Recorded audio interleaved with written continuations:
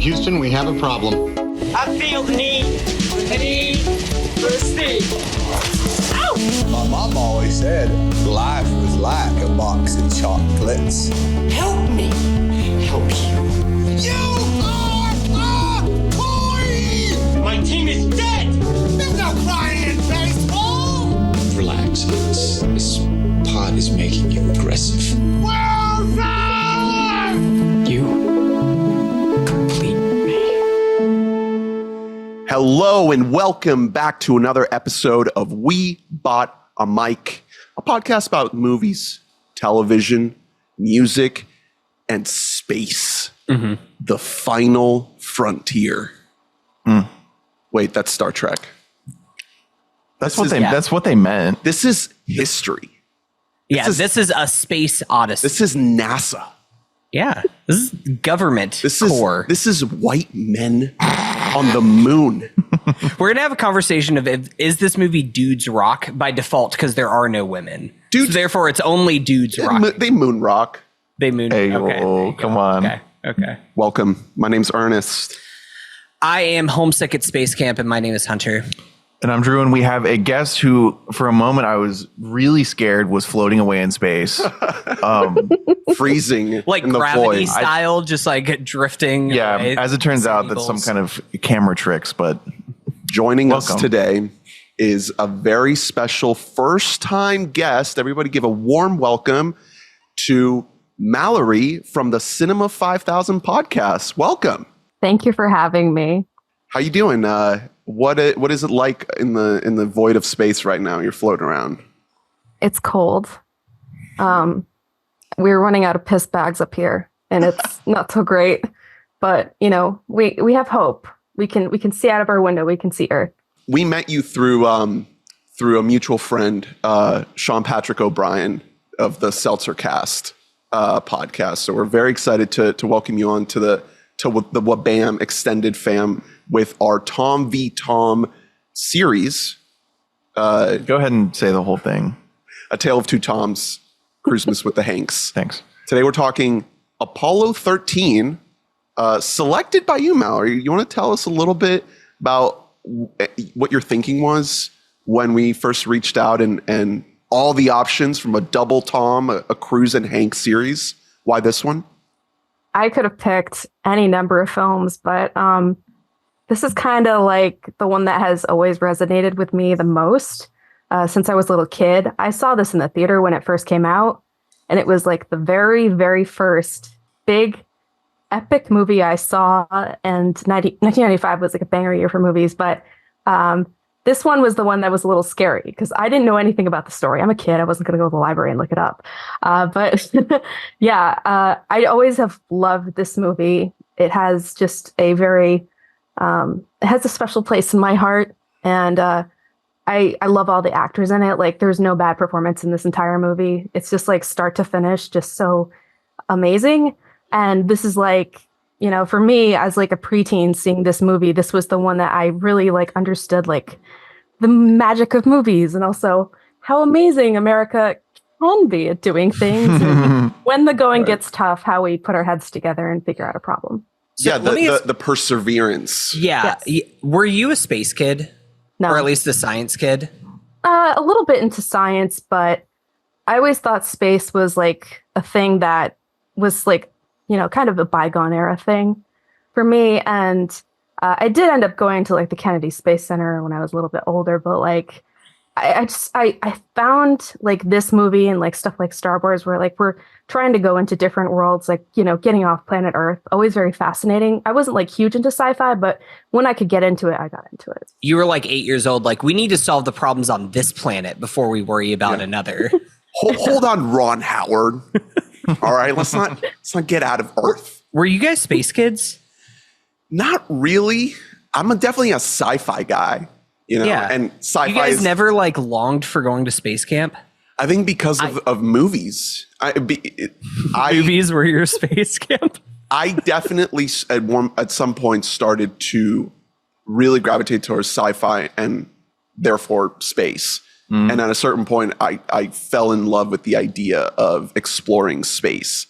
but that was much more something attached to loving movies first. Movies came first, and then my love for sci-fi, and then space. And I kind of found my way there. And now I'm just like, give me everything you got. Like For All Mankind, baby, let's go. That's Alternate history. Yeah. Like I'm all in. I was a big space kid. Like I was a kid who just dreamed of being an astronaut, and I was like, I want to get away from home. I want to go to the stars. I want to be a man amongst the stars. Is it because of the home situation? It's because of home. Yeah, it's child of divorce over here. Just had to escape wherever I could. No, I think that a lot of it is we grew up in Tallahassee, Florida, and the Challenger Center is there, which is like one of the biggest like NASA kind of institutes that you go. They have like an actual true IMAX screen there where they do play just some like they movies have and on the stuff moon. like that. Yeah. But like there was a whole thing where I remember going in like probably like a third grade, fourth grade field trip where like everybody got assigned a job, like going there. Oh my It's God, like, you're unlocking a memory. yeah, well, because I had forgotten You do it this. whenever you're really young, and then we did it again like middle school. In middle school, I think they give you more tasks, but they're like, you're the engineer, you're the pilot, you're the one who like collects the moon rocks, and like doing Do that, I a was whole like, mission simulation. yeah, I was like, this is as cool as it gets. And I was a little science nerdy boy. I liked the lab. That's Hunter's being up there. Hunter's senior quote was Carl Sagan. Yeah. Do you want to say my quote, or do you Something about the stars. No, it's we are simply the universe experiencing itself. Oh. And I definitely wasn't a stoner burnout by the time that senior year. As you can tell, I have a podcast and I'm not working for NASA. So you've been to Central Florida, because we're in that area. We're right near there, and I've never been to the big old tour. No, I me might as neither. well go. They're probably going to shut that down soon. We've seen launches though. At least I've seen a couple at the beach. It's cool. It looks awesome. What's it like from your experience, Mal? It was over 20 years ago when I went, but I remember it just being like fantastic. Like there's So so many the shuttles were still going? I don't know. This was They must have been early 2000s. 2003. Yeah, I'm so- sure shuttles were still then. They're like, who needs to worry about 9/11 at this point? We need to worry about space terrorists next. We got to get the shuttles up. I mean, I think that 95 is definitely still a time when we were holding on to a dream, right? Of exploration, of investing in space. Obviously, the events depicted in this movie are 1970, so we're well over 2 decades beyond that. But I feel like this movie coming out, last episode we talked a lot about Forrest Gump. You seen Gump, Mel? Couple times, yeah. Okay, good. Yeah, that's a movie that kind of lives in this American propaganda type of space, and this movie I think definitely fits into a similar area where it's just like, how can we kind of what you were saying, this idealism, right? This idea that America can do all these amazing things. And now what do we get? ISS?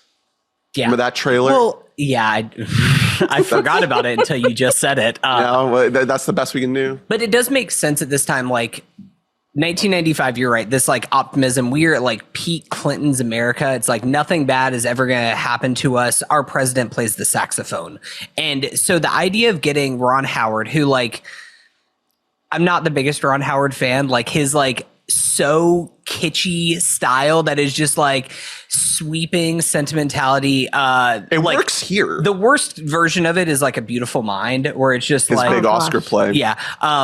Which A Beautiful Mind, like half of that movie is actually genuinely really good, and Russell Crowe's doing something really interesting, and then it's not falls not great. off. When's the last time you watched that one? Because I watched it recently for the first time, and it was absolutely terrible. Yeah, I watched it. Okay, good. I watched it in 2020. I did a watch through of all the Best Picture winners, and that one's not great. However, that's like a good blimp in the radar of late 90s, early 2000s. But that's neither here nor there. Ron Howard's just his view. I don't really think that, aside from like this movie, which we'll get into, I never really find him very interesting of a filmmaker. Like his choices that he makes. Have you seen How The Grinch? Yeah, save How the Grinch Stole Christmas. I don't. Maybe all the tripods were just broken, and that's why every angle is completely sideways. Dutch angles just for absolutely no reason. There's no logic behind any choice. That's kind of an infuriating movie. I refuse to watch that movie ever in my life. It will never happen. It's aggressively like a 6 out of 10 because there's so many things about it that I think work. You know, like the makeup is amazing, the sets are amazing. Great. Jim Carrey is just doing it like he is absolutely leaning. into and it. if you, Mallory, if you thought that the lenses were soft in A Beautiful Mind, you got another thing coming in fucking the. It's insane. It's like so wild. You're like, did like snow frost touch my TV screen right now? Why is everything blurry? Yeah, it's very poorly lit, and then also the story kind of sucks. It's a lot of Christine Baranski being horny. Yeah, she's so horny for the Grinch. That's a main plot thread. Okay. And we don't like that. Yeah, interesting. But luckily, like he did rebound. He made everybody remember Hillbilly Elegy. Oh God, yeah, probably the worst movie I've ever seen in my entire life. The run is dismal. There's like you look at Ron Howard and it's just there's not a lot. Excellent batting average as a voice actor. Yeah, I was gonna say voice acting though on Arrested Development can't beat that. Mm-hmm. Yeah, it's always gonna have that.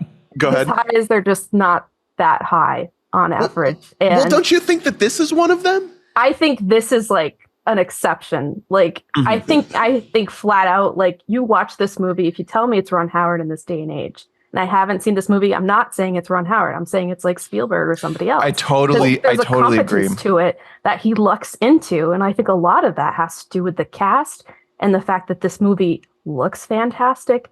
It's edited to a T. There's like not a wasted moment, and you can't say that about much else in his filmography. Yeah. It's interesting because you can feel the Ron Howard stuff whenever they are not on the ship, like whenever they're like at home and you have to watch the kid actors in this, which bless their hearts, it's hard to find good child actors, but his kids are not great, and every time we flash back to him and his wife at home, I was like, can we please get back to the cool stuff in space I think there's a layer though to the home life. The things that we have to see is like those are the people truly reacting their true emotions to what's happening, and everybody on NASA and the guys on the ship have to keep their shit together, because if they don't, they're going to fuck up. Everybody's going to die. It's going to be terrible. It's going to be like the flashbacks they get back to Apollo 1.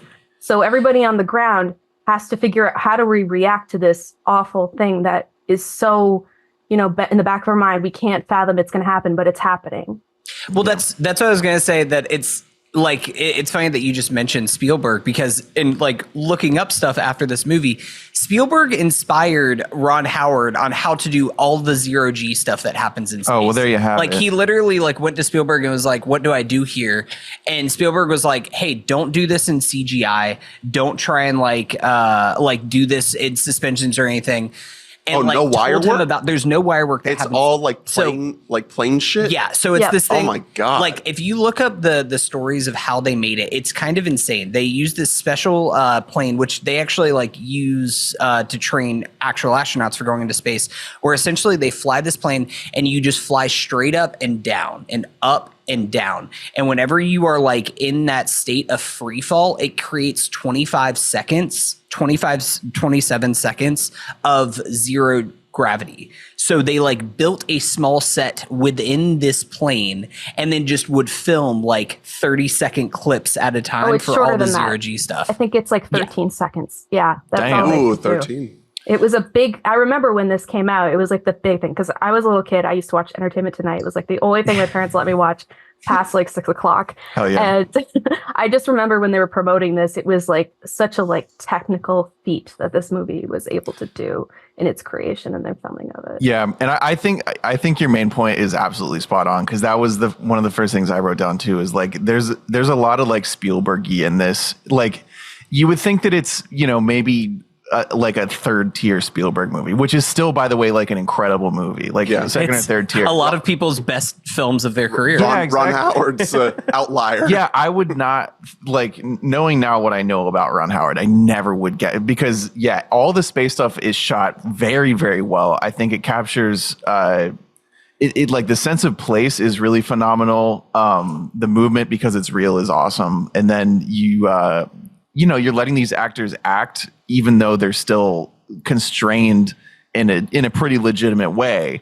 So I don't know. I think it balances everything super well. I think if it were Spielberg, the control room scenes would be way cooler because they would be a lot of like long takes and wide, like letting these dudes fucking walk around. But, well, I mentioned My Beloved for All Mankind. And as soon as we see this control room stuff, I started to kind of like feel a little bit uneasy because the control room stuff in For All Mankind is so good. They do all this work of setting up all these characters and you're just very, very invested in these people. And here it's just like, all right, we're going to get like the tiniest little shred of characterization. yeah, you get Ed Harris, you get guy who figures out one thing, you get guy who figures out another thing. I think Ed Harris elevates Ed Harris is so cooking. much. He was nominated for an Oscar for his performance in this. Wow. Which is kind of fascinating that he was the only performance that was nominated from. He was not the only one. Kathleen Quinlan was nominated for supporting really? actress. Yep. Yep. So that's the Tom Hanks' wife? Yes. Yeah. Okay. I don't know if she's like the best written character. I like the performance. Well, I mean, of course not. It was, She's good. Yeah. It was the mid 90s. Yeah, the wife character is always very it's thankless. Tough. I'm thinking like comparing this movie. I was comparing this movie a lot to First Man while watching it. Yes. Which, I mean, it's about Apollo 11 versus Apollo 13 and everything else like that. And I think that Chazelle gets a lot closer to the fact that like most astronauts are not charismatic. They're all like fucking science weirdos. Like they're all just like have this one hyper fixation on like, I want to get to the moon. I will do everything in my life and study all these physics and everything else so that I can get to the moon. And like, that's kind of their only drive that they have. And I think that that's one thing that, again, it's like, it's the 90s. It's the Ron Howard sensibility There's still of it. movie stars in this era. So you can do the movie this way and really get away with it because these guys, I mean, everybody's charismatic in this movie. Even Gary Sinise, who's a little bit of a weirdo with a chip on his shoulder to some degree. Yeah, Gary Sinise is cooking 2 movies in a row here on the pod feed between this and Forrest Gump of just Gary Sinise just I mean, obviously Sinise in Gump is like really flashy. There's just so much there with that character. Yeah, he's like, God damn it, Forrest, let me die. Take me back to the shit. But I kind of love him in this movie in a very different way because he's the guy that gets left out of the mission, and then he plays a very critical role in saving them. He has to kind of come back to the mission and do it from Earth. And he's the most Chazellian of all the of all the astronauts. Like he's the most process oriented, like science dork of the group. Well, we brought up Hanks, so Mal, let me get your Hanks thoughts. Like we've been trying to do this with every guest. It's a big thing to undertake, not just a double actor series, but like the 2 actors of this era and kind of trying to chart out, is there a better run? Is it about the same? Does one kind of come up over the other? What's your overall Hanks take? What do you feel is the magic there with him? I think about the beginning of this movie and he's the father figure and how he talks about, what's happening in his life with his wife and the moon and this and that. This isn't his best performance, but he's playing this fatherly figure that he's the guy you want in charge. He's the guy who's running the show. He has this quiet humbleness to him that is just so confident without being overly confident. And yeah, when he's talking to Bill Paxton's character, like how like they have to get through this and just the stuff. It's like he's the guy you want. But ultimately, I think this hedges on being a little bit more of an ensemble. So I don't really truly think of this as like the leading Hanks performance at all. Like for me, that's a great point. Kind of not. There's too many characters in play to really have it be like the showpiece. And he did not get nominated for the Oscar for this one. I remember there being a big conversation back in the day of like, is he going to get the 3rd nomination? Is it even possible? And I look back about who was nominated that year instead of Hanks, and I agree with him not getting nominated. It's just a shame that, like, you know, he's just so good. Like, you know, he's fine. He doesn't need another Oscar any day now. Back to back Oscars. Yeah, this was the Cage year for Leaving Las Vegas. Yeah, this is Braveheart, Leaving Las Vegas. Yeah.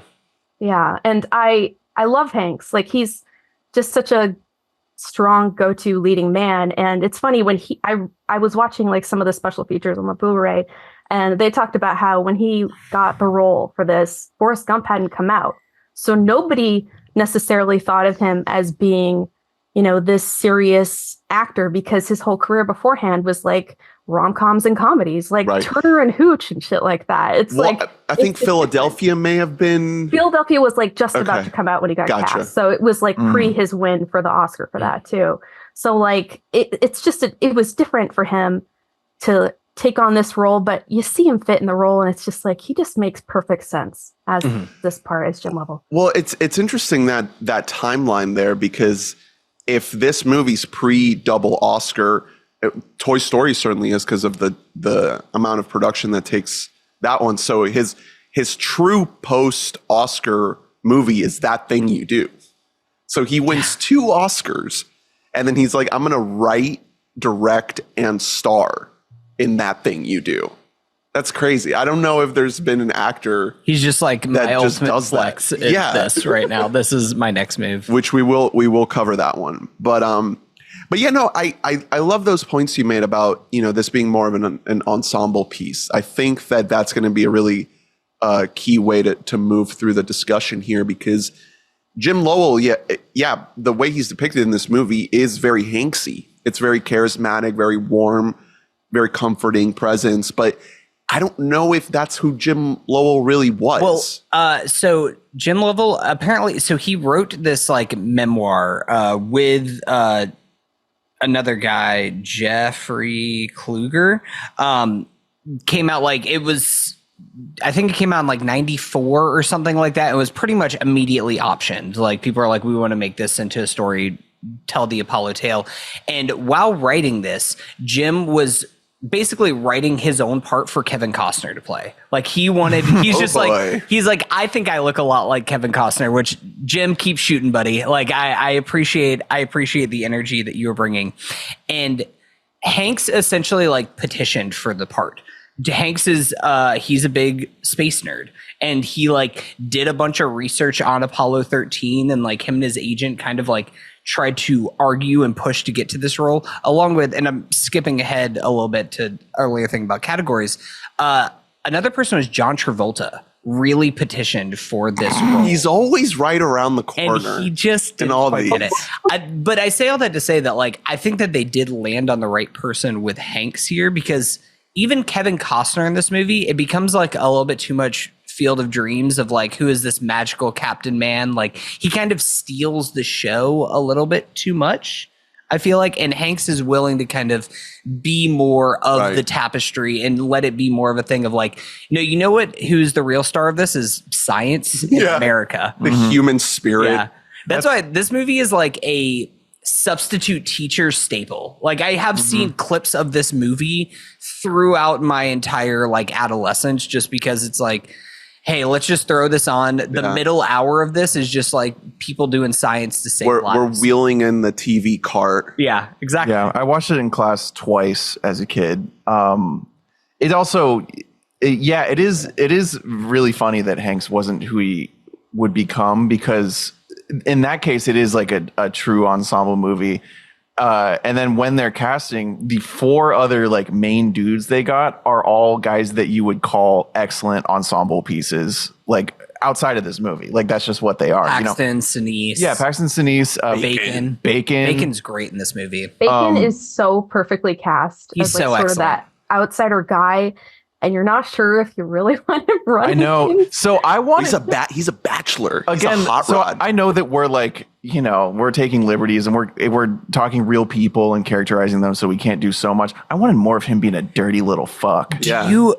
Oh, you didn't love that opening scene of him just like opening the movie with a sex joke? I know. I love that. Just like, you're the dock and I'm the port. Just like, ooh. I wanted more of him being like a fucking liability up there. He's like, oh, sorry, I'm hungover as shit. Like, so I actually think that he's so perfect for the role. He was not the original first choice for the role. Do you know who was? Brad Pitt. And he declined it to be in Seven. Okay. So I'll allow it. That works out good. Yeah. I feel like that works out best in both actors' favor, but also Brad Pitt in this role, 95 Brad Pitt. Man, No, I might can be- see it. He might be too hot. He's too hot to be an astronaut. I feel like there's like a keep him on the ground. Keep him on the ground. Like save it for Ad Astra, you know. That's what we need. Yeah, there you go. he's so good in that Astra. Dad that's- Astra. Daddy Astra. Yeah, I think Bacon, he fits in well here. You know, it kind of going back to the point that you made about are astronauts like science nerds or not. I think that they were expected to be charismatic because of all the attention that was on the Apollo program, right? So you had a lot of guys that were not necessarily wanting or prepared to be in the spotlight, but you were bound to have guys like this that were made for it, you know, or not necessarily made for it, but just, you know, didn't budge against it, kind of fit in well into this role of like, I'm going to be the poster child for this mission. I'm going to be the attractive kind of star of this thing. And one of the things I love about this movie is it shows the reality of it. And I think it is vocalized in the script somewhere that this is a team effort, right? And the astronaut, I do think, this is something that Hank says in the press conference scene, right? Where he says that the astronauts kind of get all the credit or they get all the attention, but this is really a team effort. And it's the entire Apollo crew that is doing this, not just the astronauts. But, you know, I think the reality of that time, if you were to talk to anyone that lived through this, they would probably say that like, oh yeah, everyone wanted to talk to the astronauts and be with them and, you know, even like them. not even just like you don't know the people that were like in Houston during Apollo 11. What's the name of the third astronaut aside from Neil Armstrong and Buzz Aldrin? Right. Do you even know the one who stayed up in and didn't go down the lunar module? No, nobody does. And that's kind of the point, is that you are like the quarterback in a lot of ways, that like you are the face of this, whether you want to be in that position or not. Right. I do love, though, speaking of the press conference and the media scenes, I think that that's one of the best aspects of this movie that's made it age really well, outside of the practical stuff that they did, is kind of showing that even though it's only been like 2 years, less than 2 years, like a year and a half from whenever Apollo 11 first happened, we first went to the moon. which is the opening scene in the movie. Great way to start the movie. Great way to start the movie. People are already bored of space at this point. Like that, they can't even bother to find a channel. Like NBC, CBS, nobody will even air that the Apollo 13, like their check back into home and everything. Until it all goes wrong. Until it kind of just devolves into chaos. And that's kind of that's the real commentary, like, on America. And Yeah, what it's we only also want to see tragedy. it's a really good lesson in like being toxic to get attention. Right. Yeah. You know what I mean? That's the lesson that you took out of this, right? Yeah, like go off Get grid. messy. Yeah, exactly. Send a bunch Gotta of like put your homies in danger. Send a bunch of ellipses to your loved ones if you want them to tune in. you Don't know? come to mission control tomorrow. Some of y'all are cool.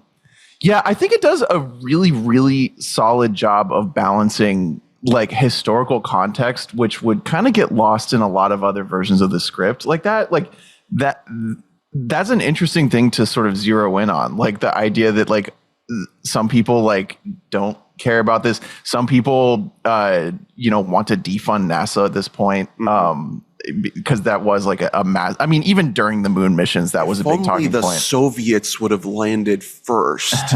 Maybe then we could have continued to push resources into the space program. Who knows where we'd be now? There'd be guns in space, right? Yeah, Wow. on the moon, baby. You kind of got me. Yeah, I'm kind of interested now. You should tap in. The water's fine. I'm not watching. We're mining asteroids. Baby. Listen, it's too late for us to watch For All Mankind now. I hope that you can respect that like the bit has gone too far and now I can't watch the show even if I want to. No, but you're totally right about how well the movie manages to depict the events as close as to what they may have been. It feels like we're not really deviating too much from history. Yeah, while still making all these people characters in a movie. You know what I mean? No shade to Chazelle, but my God, everyone in that movie is so goddamn boring. Hey, movie's a masterpiece. They're misunderstood masterpiece. Yeah, it's kind of boring. It's a banger. Chazelle has never made a bad movie, and he never will. I think that's his worst movie. I think probably right. I agree, but I know. I think that all of his movies are like 9 out of 10. Are you in the Babylon hive? No, I think Babylon is it's an interesting disaster until it's just a disaster, and I think there's so many ways you could make that movie, and the way he went about it was just not for me. I'll say that. Did you hear he's making a prison movie? Yeah, Let's that's good luck with that. Let's fucking go. Finally something. Me and that's all my like, Chazelle sickos are out here just like, let's go. finally a movie that's really a culture that he's so familiar with. You know? Yeah, prison. Yeah, the He's lower, like, I think I've said everything there is to say about jazz. Now time to tackle prison. It's probably still going to be about jazz somehow. I hope so. Prison We're gonna jazz. Never sing and change. dance. Like, Yes. it's like Chicago. But yeah, I am a skinhead. Chicago means like I am a skinhead. Paddington 2, but just the prison scenes. They should do, you know how Joker 2 is a musical? They should do First Man 2. It's a musical. First man, fully ado. Yeah. Hey, Neil Armstrong in this movie. Yeah. Sitting down with grandma, Facts. with Buzz, comforting her. Zero, really like just like one shot. You would think they probably shot some stuff and it didn't work. or I was what? going to say, who is it's- that actor? It's just a little sneak little Easter egg for the fans. Yeah, have him say something. For the NASA heads. He out says there. one thing. He's just like, hey, come on, look back over here. Oh, really? Yeah, no, at one point, because she's like panicking about like heat shields, and he's like, hey, let me explain. It's a wind. really cool joke. I really laughed. I really laughed when she's like, "Are you boys in the space program too?" And they're like, you could say that. well, you know, she's never been to a launch or anything like that. Poor grandma. Oh, poor grandma. Yeah, She old as she's hell. at the home. They got to bring her in when her son. Yes. Her son. Yeah, Yeah. yeah. Kind of confused about the age that Jim Sure. Lovell was whenever he fine. went up there. You know, so back to like all the stuff that's happening domestically, you know, before we get into more of the space stuff. There's this little arc going on with the children where, you know, the daughter is a teenager, so she wants to be a hippie, of course. And you're kind of like, yeah. He's like, it's 1970. I want to join the But Manson family. That happened in the 60s, though. That was in 69. And then later in 70s, she's actually not dressing like that anymore. I don't know if you guys caught that. Oh, is that But- post Manson murders? Now she's just like, oh, hippies actually Yep. aren't cool anymore. Oh, she's the little reformed. Halloween bit. Yeah, I was wondering about where that fell into the whole that's a the fun fear. Was that Halloween? Was that what that was? That's what No, it was. It was her dressing up for Halloween, right? No, I think I it thought was she was- actually no. She was dressing like that. Her mom did not want her dressed like that. I Oh, don't think just it to was a go joke. out into the Yeah. world. Just to like exist as a hippie in 1969. Well, if I was that mother, I would. That's probably what I would do. You know, it was a scary time. Lovell is you know, she asked, it's a good little bit, and Lovell's like, yeah, sure, wear that. I mean, do what your mother says. Yeah. So I think you're referring to like the what is it, that Apollo 1 that goes up in flames? Yeah. And then and it scares the shit out of our little boy. Did you guys ever watch the Apollo 11 documentary that came out Yes. a couple of years ago? Incredible doc. That doesn't that show the whatever archive footage exists of that tragedy?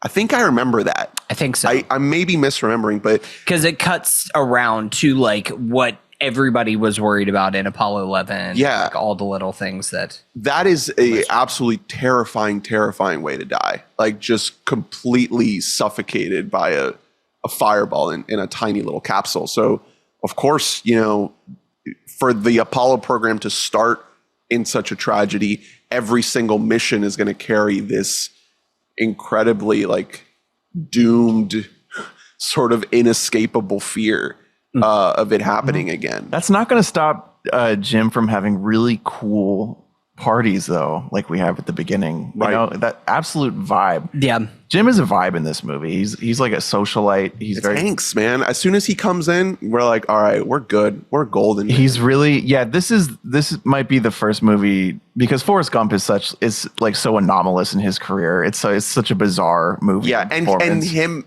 in it is not.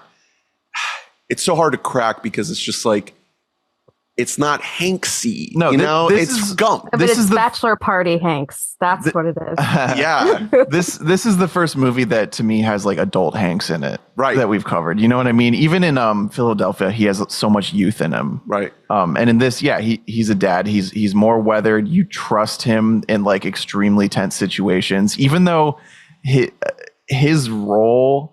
You know, we don't get too into the tech side of what they're doing, you know, the logistics. So a lot of the time, his role, you're just sort of like the guy who says, like, good job. You're right. Bill Paxton is doing a bunch. Kevin Bacon is doing a bunch. Bill Paxton is sick. Bill Paxton as is a dog. actively dying. He looks like shit. Yeah. They all kind of look like shit at the end. But Bill Paxton especially is looking. He looks worse than Tom Hanks does in Philadelphia. So like he looks awful. So anyway, I don't know about that. I'm talking about makeup wise. It's very dim lighting in the ship.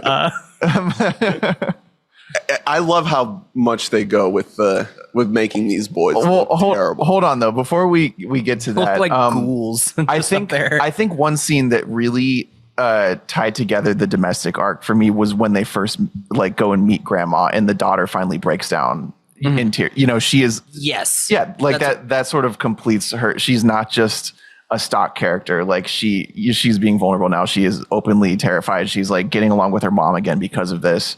That was really touching to me. That was like a little bit Spielbergy to have the little kid who's like an absolute knockoff of the E.T. boy.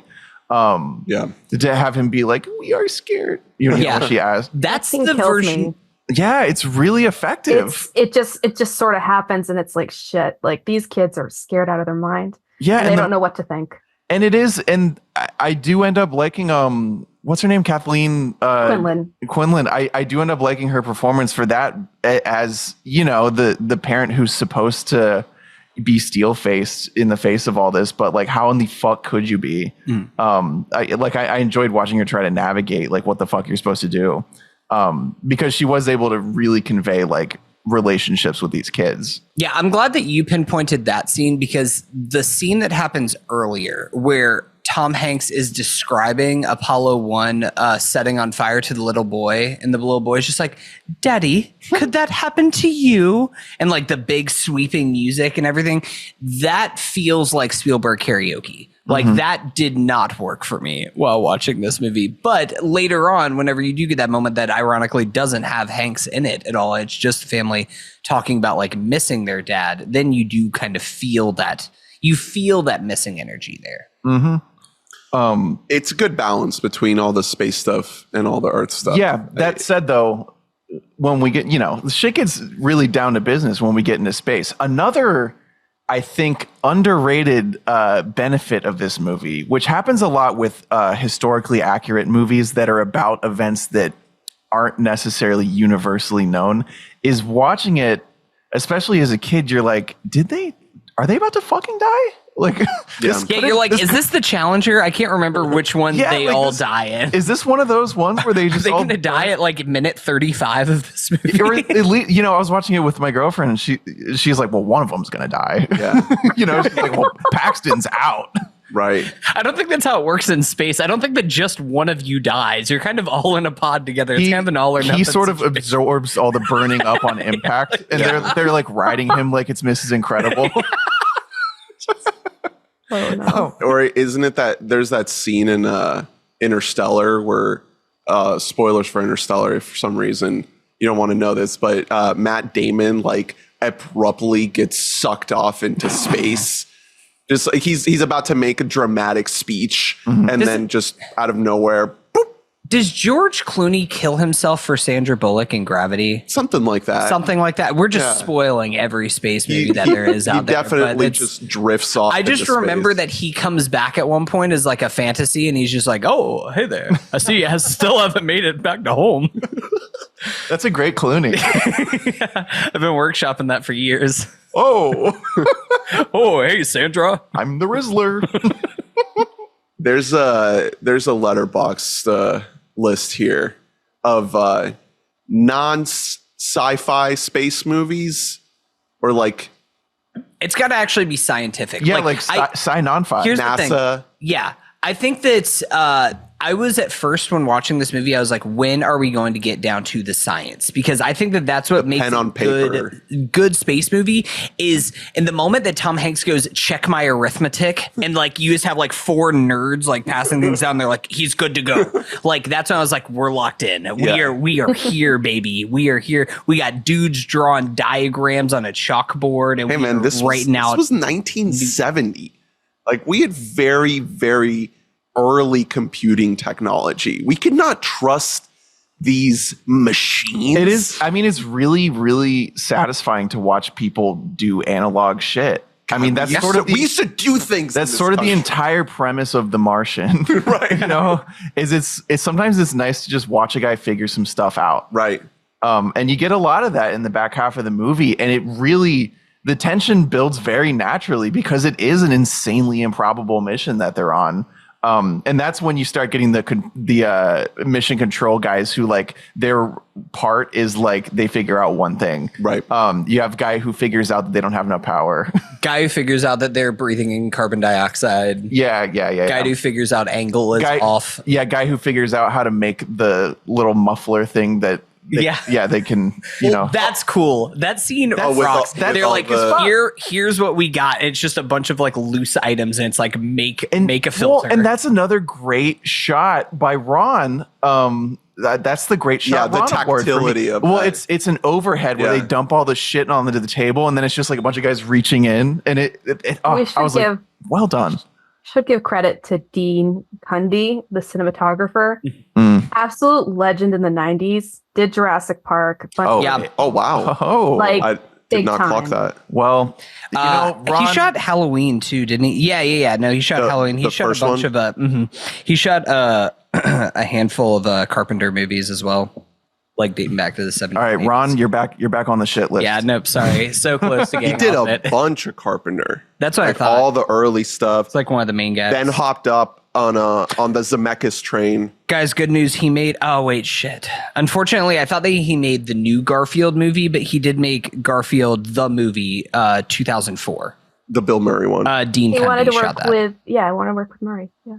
Oh, he shot Looney Tunes back in action, dude. Yo, okay. I love that. And Who Framed Roger Rabbit? And Jack and Jill. Okay. He shot the Dunk Pacino sequence in Jack and Jill. All right. Well, now he's back in. Dean Cundey, legend. We love a Dean. And he might be retired. Might be dead. No, he's not. No, he's still alive. He's 78. He's chilling. Yeah, he shot the hell out of this. Wherever a lot of this sauce came from, because you're right, it is suspicious when this is like a guy's only well executed directorial job. This is a really well executed movie, and it holds up very well. I know. And speaking toward like the nuts and bolts, I love every time we check back in with Sinise once he's back in the pod, you know, and he's like, no, this just doesn't make sense. Hold on, let me go through the list again. Yeah. Give me just what they got up there. I love a good like process oriented film, and this is that's all that this is. It's just like, all right, we solved one problem. Let's move on to the next. And we don't really deviate from that. Like that's one of the things I love about the movie. Second and third act of this movie are just like shit is going awry. All right, how are we gonna fix this? Yeah, the Houston, we have a problem comes in what, the 30-minute mark at the like latest? 45 minutes or so. Yeah. They take off like around like 35, and they're only in space and happy for like 10 minutes. We're not wasting any time here. Like, we came here to see Apollo 13. That's what we're gonna get. We're not gonna get any big deviations from that. And even the slight deviations we get are all tied back to the central conflict of this mission sort of unraveling, and you know, whether or not these boys are going to make it home, and just contributing to our I guess, knowledge of the mission itself or just our emotional attachment. Yeah. Well, and I mean, I love all the use of the news broadcasts, you know, when they're talking about it. It is another world. Now, whenever a SpaceX launch is happening and they cut to like it in like a small screen while like sports are on, I'm like, get that out of my fucking way. Yeah. Last night we were watching Survivor. Yeah. And they had the SpaceX. You're like, PIP. I don't care. And well, you got to Get keep it one out eye of on here. it in case it explodes. Yeah, we are close. So I guess we did learn absolutely nothing from Apollo 13. Well, all used those to be are a point- unmanned. So Well, we could literally like walk outside and like watch a rocket taking off, but now it's like, it's just fucking Elon. So like, who cares? fuck that guy. So I did want to mention, going back to the whole arithmetic, physics based stuff. We've been chatting. I brought it up briefly on a catch up episode, but the Netflix show Three Body Problem, very flawed show. Yeah. But there's an aspect of that show towards the end, last couple episodes, where they bring up this kind of plan for space. It's really cool idea of just launching this vessel like deep into space. And one of the things that I loved about the way they did it is they really talk about like the idea of how do they articulate it? It's like threading 1,000 needles all in a row without missing a single one. If you miss one, it's game over for the entire thing. And they all have to be perfect. Yeah. And that's a big part of space because, you know, the vacuum of space, there's no wind, there's no friction. So it's all very tied to just straight physics and math and very exact forces and movements that don't have all these external factors impacting them. So in this movie, when you get, you know, this mission, the all of the plans, all of the math that they had done, they kind of have to redo it because the vessel is going the way it's not supposed to. Yeah. It kind of brings in that idea and it completely inverts it because they're having to essentially create a new impossible plan out of the remnants of the previous impossible plan that is now having to be thrown out the window. They got a MacGyver. Right. Yeah, they got to do some bullshit. Throw me those scissors. Yeah, and it's really, really compelling. And set on the backdrop of you know, we touched on it, but of like a world that had discarded the importance of this stuff is really cool to me. Because I don't know, we've seen The First Man. You know what I mean? What about The 12th Man? Yeah, it's just that's the way to make it compelling is to like establish that early on and then watch the world slowly realize, oh shit, this is pretty cool. Yeah. And they might not be okay. Facts. I think a lot of it again goes back to the credit of the entire cast though. Like this isn't just something where like Gary Sinise showed up on stage and he read a script of like tech stuff and was like, cool, I'll just memorize these lines. They made like the entire cast go to space camp basically and like learn what each of the 200 buttons that are on the ship do. And they even had like Ed Harris like and a bunch of the other people that were like in Houston like take crash courses on physics and things like that so they can like at least have some kind of baseline knowledge to believe what they are saying themselves. Like it's not like they're like improvising physics out there, but like it's giving that kind of context to the characters or giving that context to the actors just going to help flourish out those characters. I love Ed Harris's wig. Do you think that's a wig? No. This was when he had hair. Yeah. I think. Just Well, because he was super bald in The Firm. Okay, wait. Okay, yeah. So I'm trying to think because he He's had bald as hair. hell in The Rock. Had hair in the 80s. Yeah, it probably is a wig, but I mean, Maybe he shaved it for The Firm. who knows? He's probably like, I gotta go full. and then bald. The Rock is like a year later and he's just like, fuck it, I'm just keeping this off now at this point. I'm watching him. Okay, so I'm seeing him doing an interview for The Firm, and it's like partially grown out. You're right. He's wearing a wig in the movie because this looks like shit. Well, I'm looking up the real guy, Gene Kranz. Yeah. And that's how he looked. He had the hair like so that. it is a wig. Yeah, and it's a tight buzz. It's got to drive home sort of like the militaristic side of Ed. It's also, I mean, this is a rare, Ed's like not a bad guy, right, in this, and he's very winning. But he's intense. I mean, you get Ed for a reason. He's got to keep a tight ship. Failure is not an option. Exactly. We're bringing these boys home. I really loved him in this movie. He was a standout for me. I always love to see him. He keeps you on your toes. When Ed Harris is on the screen, you're not looking at your phone. No, not to derail. You're locked in.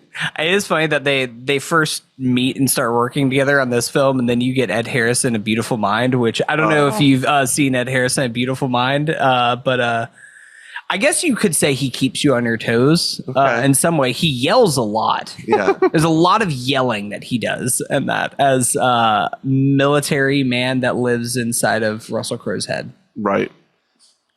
He has a great wig in Love Lies Bleeding this year. Yes. One of the great wigs of our time. Yeah, it actually kind of fits him because it's like, is that what Ed Harris would look like if he tried to grow out his hair at this age? All the way. Yeah, like it just kept it growing. Yeah.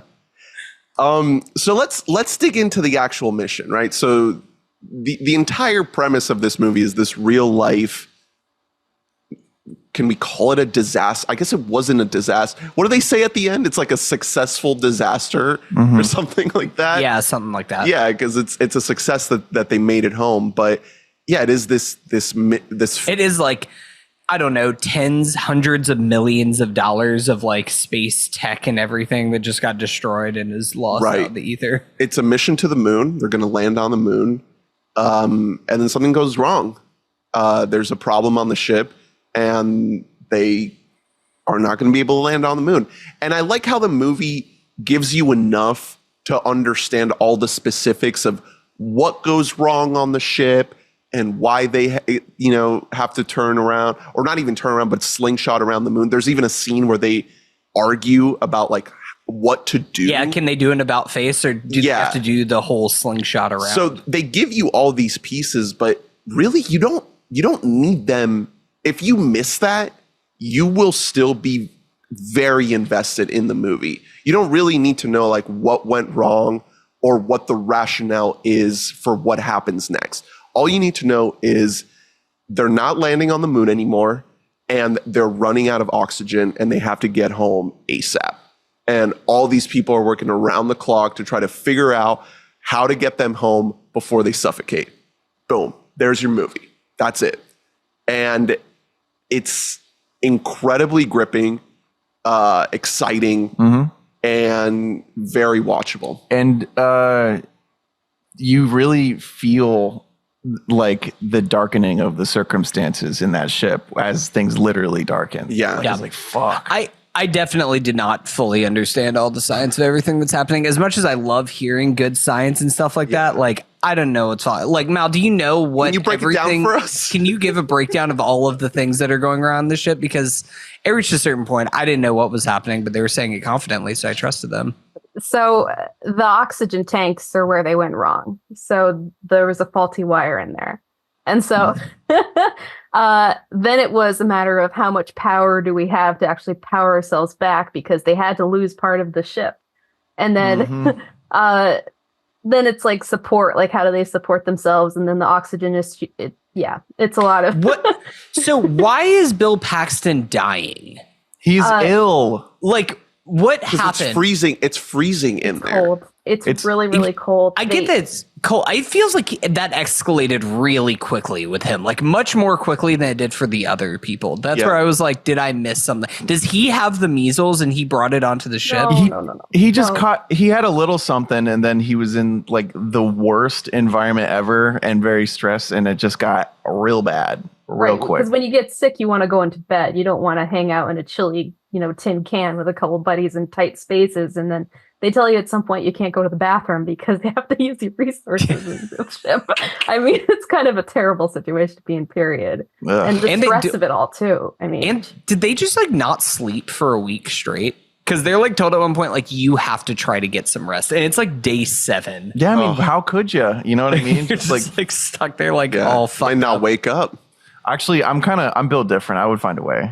I'd be knocked out up there. Yeah. Zero gravity though must be hard. You gotta like strap yourself down. Yeah, here's the thing. I like a really nice firm mattress. Like I need some good back support, some good lumbar support. I don't think I would floating do well around. in zero Well, G. I mean, that's really what stopped you at space camp. That was the biggest problem. Is they're like, all right, everybody, We nap haven't time, and invented- I was like, I can't.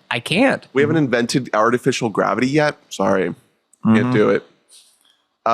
So yeah, I think this dynamic of the three guys up there. There's not a lot of conflict between them. They're just trying to get through this together. I think one of the I guess victories of the simplicity of this movie is that you don't overcomplicate it. You already have this dire situation. You don't need to lather on all this extra Hollywood movie. Yeah, shit. I think the worst version of this movie kind of throws Swigert under the bus more and makes him into like Bacon. Yeah, it makes him into like A, the guy who's fucking everything up, and B, like the asshole who's like driving a wedge between the three of them. And there's like just You're not Sinise. Don't think you are. there is like a bit of that, but yeah, like that's not what happened. These are all, you know what I mean? Even if they're all like professionals and all like geniuses. Even if we're like vamping them up and, characterizing them and making them movie stars, we don't have to, and I'm sure that like Lovell was like, hey, can we don't, you know what I mean? Like, let's keep it simple. Let's not make Swigert into like some prick, save my life. They do say that he gave Paxton an STD through the catheter. Facts. So I am curious about the historical accuracy of that one, or if they just needed to throw that one in. Bill Paxton is like, oh God, it's crazy. I came back and I have chlamydia now. I don't know what happened here. My wife's never gonna believe me. This movie was a huge hit. I mean, whatever Hollywood stuff they threw into it, it worked. I don't know. I don't know. Maybe you can tell us if you remember better at the time, Mal. But like, did people? What was there a conversation around the Hollywoodification of this story and why this movie was such a big success, or was there not a correlation there? I don't think there was a correlation like directly to like, oh, this is about space. I think it was a lot. I hate to say it, but a lot of it's probably just Tom Hanks, because Forrest Gump, was still like dragging through theaters a couple months after the Oscars when he got his big win. So here comes this big Hollywood picture. And I remember the ads on TV were just so intense. And I was like, I have to see this movie. And I was so glad it was PG, because if it was PG-13, I wouldn't have been able to go. But it had this feeling of like, in this day and age, we talk about like the 4 quadrants of like movie going, like who's going. Now it's like, this is the kind of movie that everybody went who wasn't like a small child in diapers. You know? It's a Top Gun Maverick. Yes. Yeah, this was the kind of movie that everybody went to, and I think I read it was like number 1 for 4 weeks in a row, and like the heat of summer. It's like in a good year. Yeah. It came out on June 30th. 1995. It grossed a total of 173 million domestic, 335 worldwide. Opening weekend looks like it opened at number 1. Yeah, it was. Yeah, you're right. 4 weeks at number 1.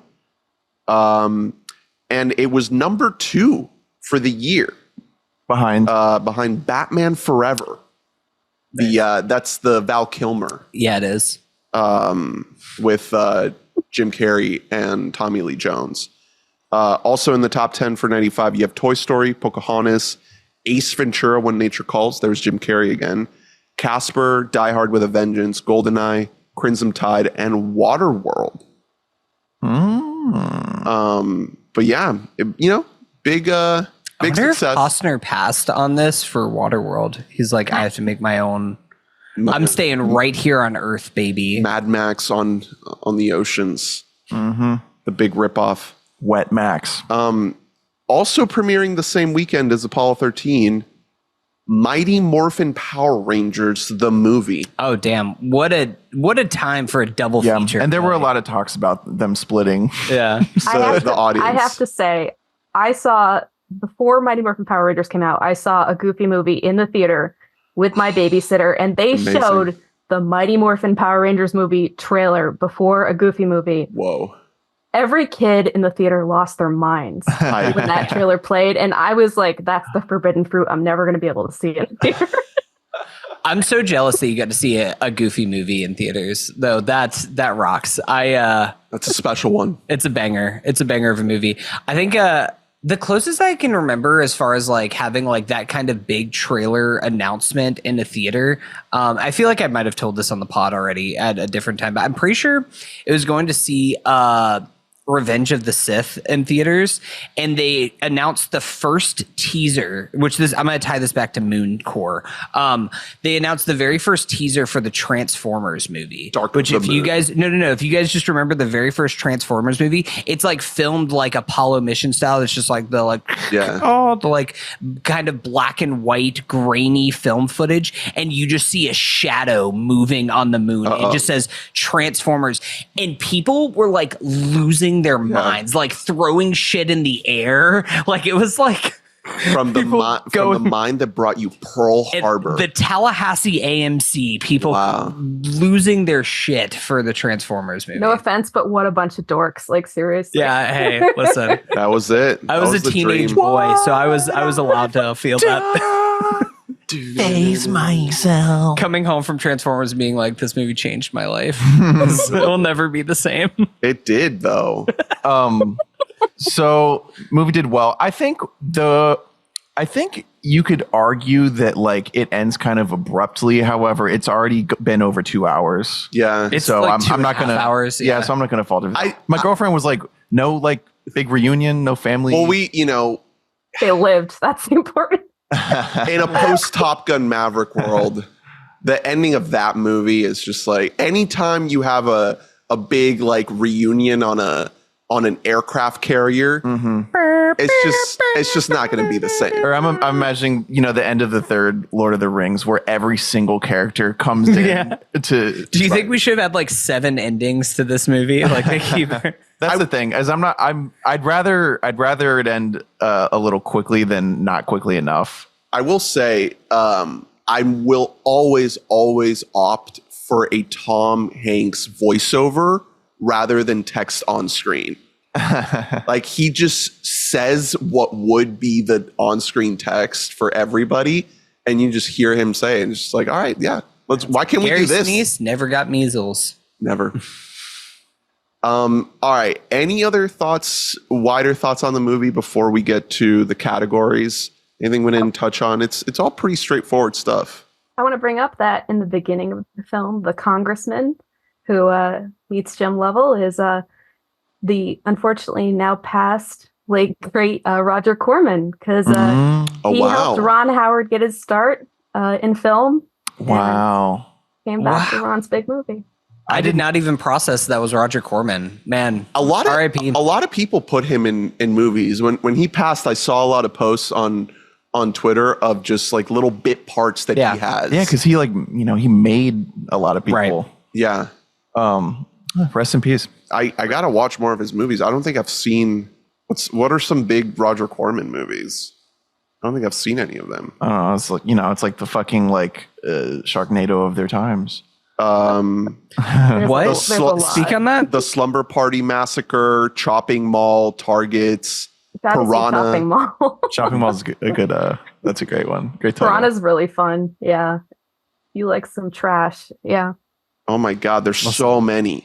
Jeez. Yeah, it's like 1 billion things. This is a call-in thing.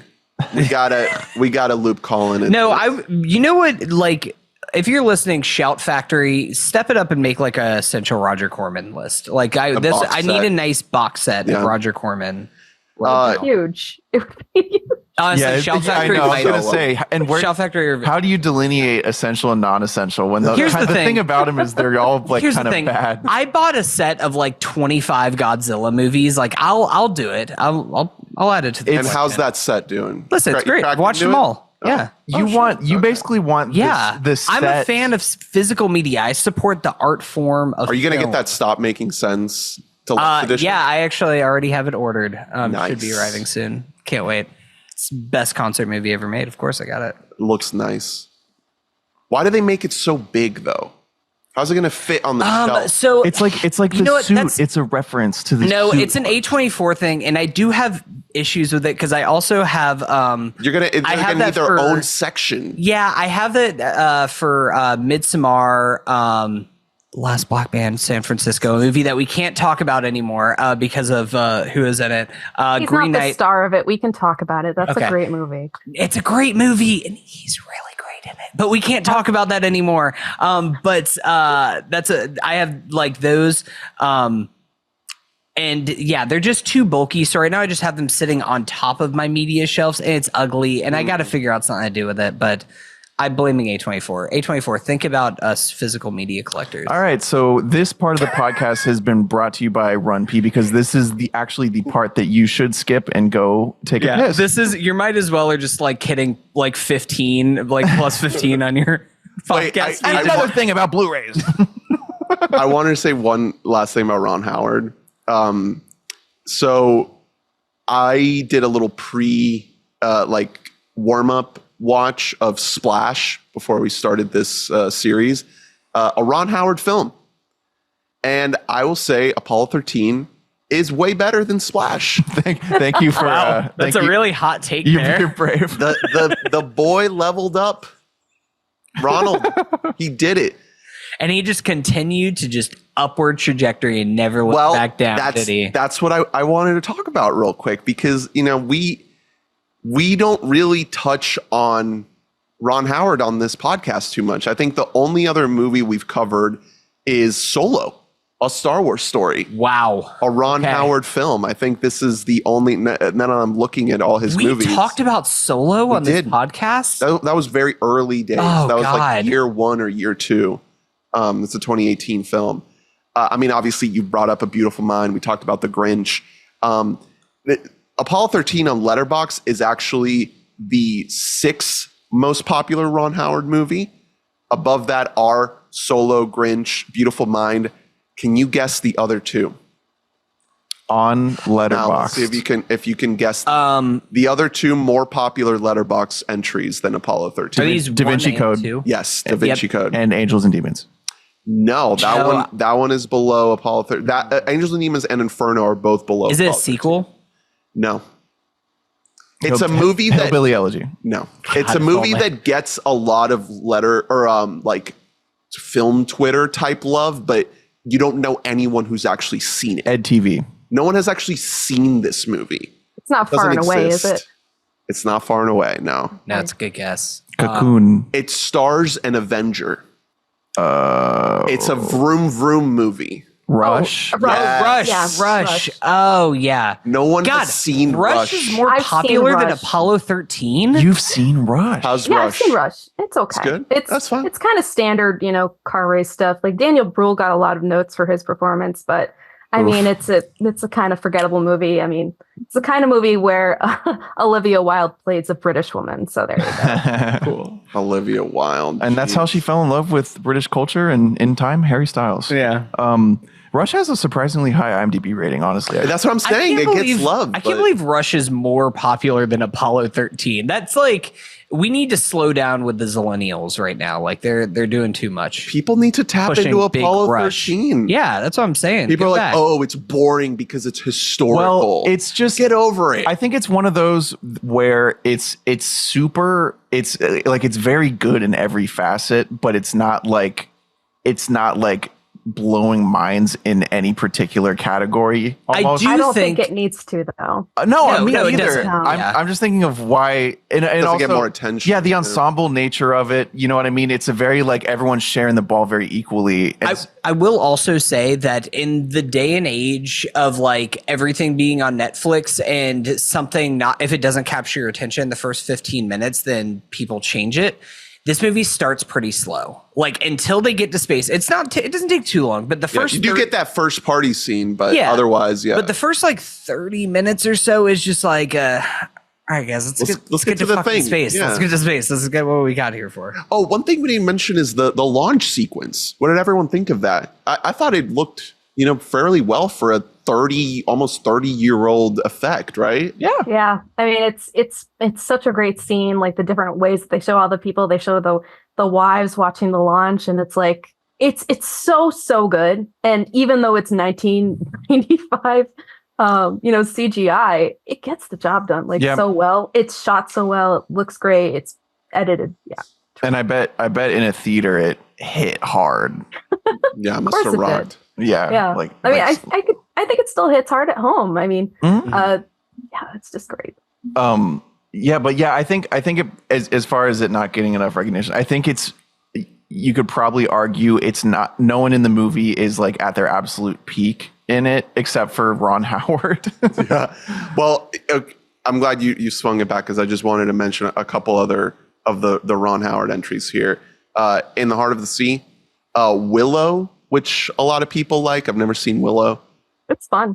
13 Lives. The true story. Here's another historical film. Yeah. Of the cave rescue of the soccer team. Oh my God! No way. This is a fun fact. The first screener that I ever received from the Critics Association. That's why I wanted to single it out because send in that DVD screener, and I was like, cool. I can't wait to never watch this. I watched it. Oh, good job, Mike. I was struggling to remain conscious. Oh no! During 13 Lives. Well, just like those, Ron Howard like is it Oscar Isaac? Is that who's? No, it's Colin Farrell and Vigo Vigo, and Joel Edgerton. Yeah. People like this movie. I don't agree. I thought it is one of the most 5 out of 10 movies ever. It's just aggressively fine. Then we got Hillbilly Elegy. The worst movie I've ever seen in my entire life. Cinderella Man. Some might say that's the worst thing to come out of the year 2020. Right. Frost Nixon. Cinderella Man. A movie. I had a screenwriting professor that I took a few classes with him. Every time he brought up what a horrible title that is, because he was like, men won't watch it because it's got Cinderella in it. But you would do Cinderella Man. Yeah. Notable unsuccessful filmmaker, this professor was. Parenthood. Oh, can we go back to Frost Nixon? I want to bring that up. That is such an underrated, confident movie with good performances. I would recommend it if you guys haven't seen it because it's not Ron Howard at his best at all, but just Frank Langella and what's his name? Michael Sheen. Michael Sheen, yeah, really good performances. This is like a dad movie. Yeah, pretty sure my dad fucking loves. Yeah. No, well, dads love president. Movies. They love it when Kevin Bacon is third. Yeah, right. They love it. And we all do, honestly. My only connection to Frost Nixon is the Oscars that Hugh Jackman hosted in his big song, and then Anne Hathaway comes on stage and they do Frost Nixon. It's great. Ernest, have you seen The Reader? The Reader. I've never seen The Reader.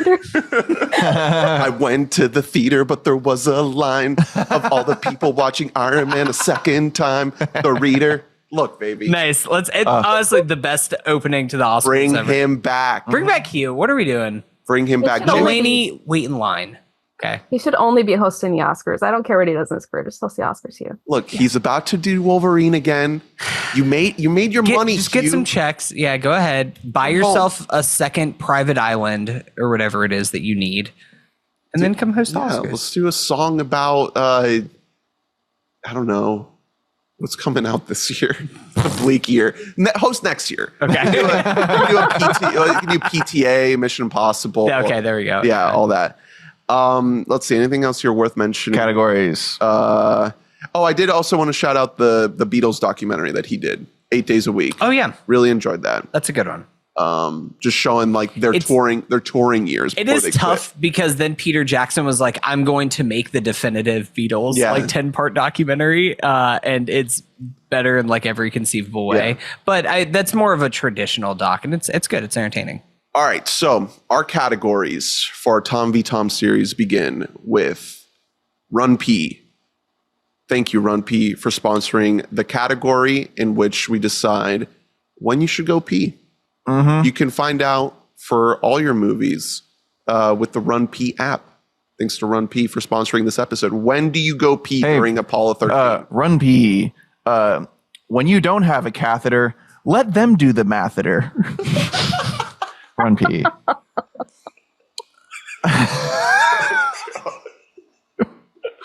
That's a good one. So when are we taking a piss break? Wear your spacesuit to the movies. We cannot take a piss break in the back half of this movie. All right. Yeah. So Well, okay. right? I think that there's a time when you can pee whenever there's the fake argument between Kevin Bacon and dying Bill Paxton up there. You got like a solid like 3 to.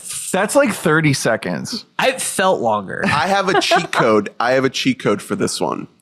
This is such a cable movie. This is one of the It's a perfect cable movies. I'm pretty sure TNT bought the rights to this like while it was So, still in theaters. Big to play this in TNT cable. movie. Oh my If god! you just watch So many this with times. commercial breaks, baby, you have like 7 pee Yeah, but breaks. we're watching this in a the at-home viewing experience is killing Run Pee. Yeah.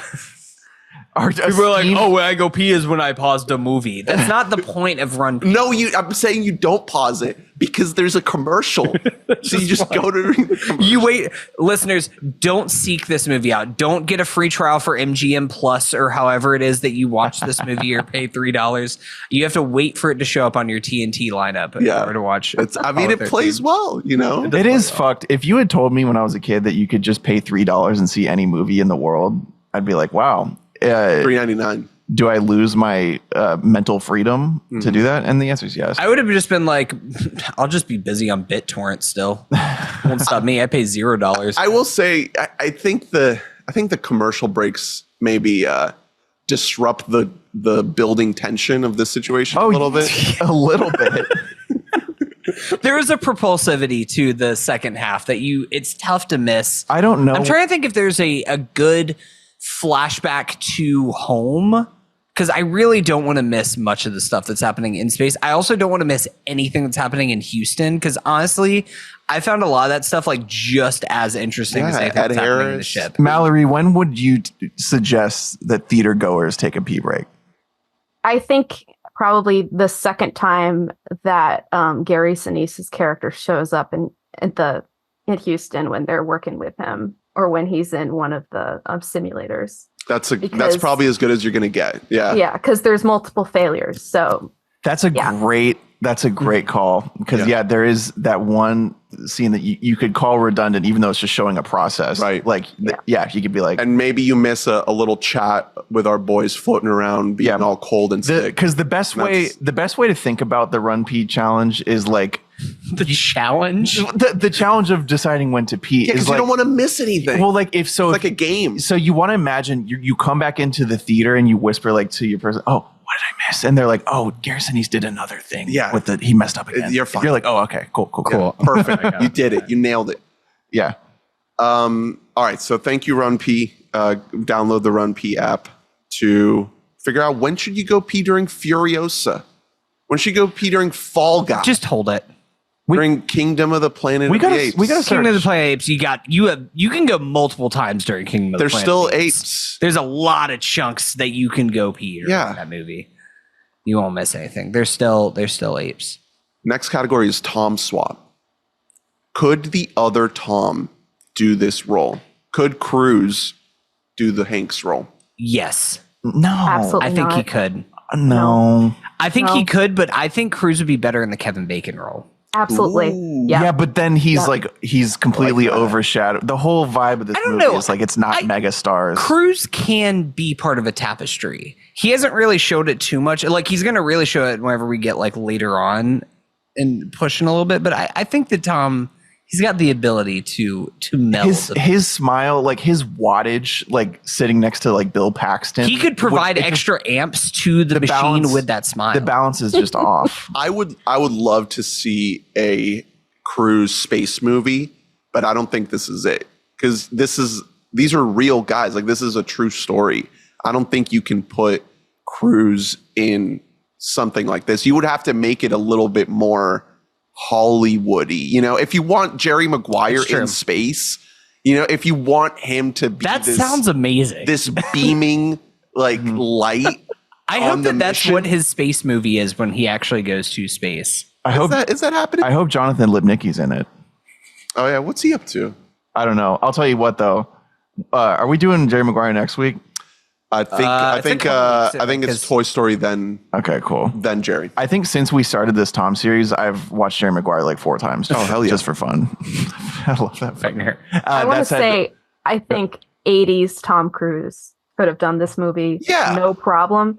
90s Tom, yeah, there's too much smiling, but I think the swagger part, if he didn't smile so much and was a little more glum, maybe could work, but that's it. See, yeah, I was thinking about that too, but the problem is that he's like, maybe it's a lot of the roles, because like 80s Tom Cruise, he's just playing like a young shithead a lot of times, and like The Color of Money, and then even like Risky Business or something but like that. Rain Man, like you dial back a little bit of the, the things about the flashiness, and it works because he's more down to earth, understanding other people. Yeah, I think Tom can do. I think Tom could do it. I don't think that he would take the role. I think is another thing, though. No. You're right, but I feel like the way Jim Lovell is written in this movie, I think you would have to change it a lot. You would have to do the Kevin Costner version of this movie, where it's the big showy. He is. You guys are right there. This movie is like the Spurs in like the early 2010s, and like Tom Cruise is like Kobe Bryant. Like he like needs the ball too much to make this work. Exactly. You can't just drop him in there. You don't get to just have him be part of the ensemble. Mm-hmm. I don't see that. Has there been a single Cruise movie? This is like when Hunter tried to put Claudio as like the backup guy in his fucking made up band. Years have gone by since then. I mean, I think that we just don't really get a lot of Cruise part of an ensemble. Whenever we do, it's something like Magnolia, where or he Tropic is like Thunder. Yeah, he is bombastic in or the Rock tapestry of of Ages. it. Oof. There you go. Man. Hey, let's get Tropic Thunder Cruise in here in the mission control. Oh, Absolutely. There you go. Figured it out. All right. Okay, big one. What is your favorite scene? Favorite scene in the movie? I really love the we got to figure out how to get carbon dioxide out of this place. Here are the tools that we have here. Because I think that's science, but it's practical. So you get to see them building the contraptions. I love that scene a lot. What about you, Mel? What's your favorite scene? I don't think I have a favorite scene. Oh, man. I don't know. Maybe I'll just cop out and say, Houston, we have a problem, because that's when, everything's going awry and you see who these people are, and the movie just changes at that point. That's most iconic moment for sure. Yeah. Like that's the quote. That's the big, when you close your eyes and you think of Apollo 13. It's that and failure is not an option. Yeah. Those are the two takeaway line quotes. I do have one line though that I really love. That is when Mama Lovell is talking about how, they put a washing machine up into space. They're going to be able to bring him home. That is such a moment. They put a washing machine in space. My Jim could pilot it, or whatever it is that she says. Yeah. It's a great line. I think my favorite scene might be the re-entry. I was gonna say it's really powerful, and then it's a cop out because it's too easy. But anytime there's a control room full of dudes who are like, yeah, like it's just too good, and it's like really. Guess how many times that happens in For All Mankind? Shut up! Oh my god! All the Jesus time, Christ! So it's nothing but dubs happening up there. Every single episode. Well, sometimes they don't. Sometimes they get they kick some rocks around. Sometimes get shot in space or whatever the fuck happens up there. They nuke Mercury or whatever. I don't know. Hold on, you're gonna get yourself hired for. Wait a second. Write that down. Season 5. But yeah, a lot of great scenes to choose from though. It's once they're up there in peril, the movie is just phenomenal. I love the re-entry because it feels like they sell it. It feels like you've been through this shit. You see it on these actors' faces. Obviously they kind of play up the whether they survived or not, because you see them going into the atmosphere, burning up the capsule, and then you don't see them again until you see the parachute come down, and then they actually open up the capsule. So there's a big gap there, but kind of everything leading up to that, I think was just expertly done. And it kind of, I don't know, it makes the whole movie feel really earned, where you're just waiting for whether or not they're going to make it, right? Like, it's all for this moment. It's all for, are these guys going to make it home? Yeah. And it's just, I think our boy Ron, like, he did it. And even it works. Like I said, I even had an element of doubt knowing for a fact that they all make it, because watching it, you're like, there's just no way here. And and they look like shit. Yeah. Just like if they're not going to die of, this capsule burning up, they're certainly not looking too good right now. They're all dying of Paxton is like COVID patient 0. Right. He brought back the moon virus. So what's next? Well, most iconic moment, I think we said it. It's Houston, we have a problem, right? Yeah, it's gotta be. Do you think they definitely said that, right? Yeah, they do. It's a little different. I wrote it down. So they say, so what happens is, this is from Wikipedia. So Jack Swigert, command module pilot, reported to mission control in Houston. Okay, Houston, we've had a problem here. After being prompted to repeat his words, Lovell then says, Houston, we've had a problem. Gotcha. So it's Swigert who actually first says it, and then they also not as well spoken as good. A good editing choice there. Let's just make things a lot more concise. Right. Just Houston, we have a problem. Right. Just trim it up a little bit. This is number 50 on AFI's 100 greatest movie quotes. Probably should be a bit higher. That makes sense. That's like one of those that you just kind of, that's the pull quote. It's in the intro for our series. Okay. Next category, fellas, WYD. What would you do? So if we are... So we're in space, right? That's the easiest. Right. Who?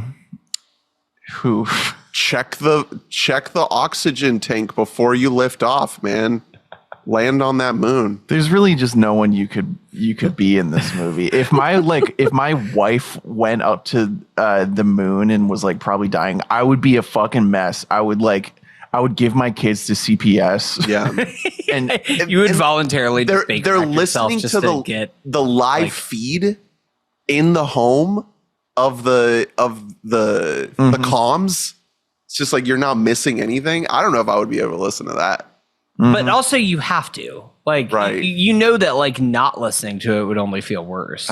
So Mallory, place yourself in the body of any character in this movie. What are you doing? Is this not great for this movie? I'm going to be grandma in the home, kind of unaware. Facts. Yeah. Maybe having TV, maybe not. That's who I am. Yeah, that's the best option. And you're sort of doing things just how she does it. Yeah, like I'm hanging out with Neil Armstrong and Buzz Aldrin, so that's cool. Honestly, true. These fine young men here. Grandma did it all right. I would like to be one of the lower ranked mission control guys. The guy who Clint can Howard? be there. Yeah, like maybe it's not all up to me. Like, I'm around, I can contribute. But I'm not. It's not my job. I was genuinely thinking that while watching it, is like, I could be the guy who figures out that they're not going to have no power. Maybe, sure. Maybe I could be that. Yeah, guy. could you be like one guy who's just like, I did some arithmetic myself, and here's what I found. I can be the guy that gets pissed off that they remove their monitoring. That devices. could be you. Like, Yeah. what?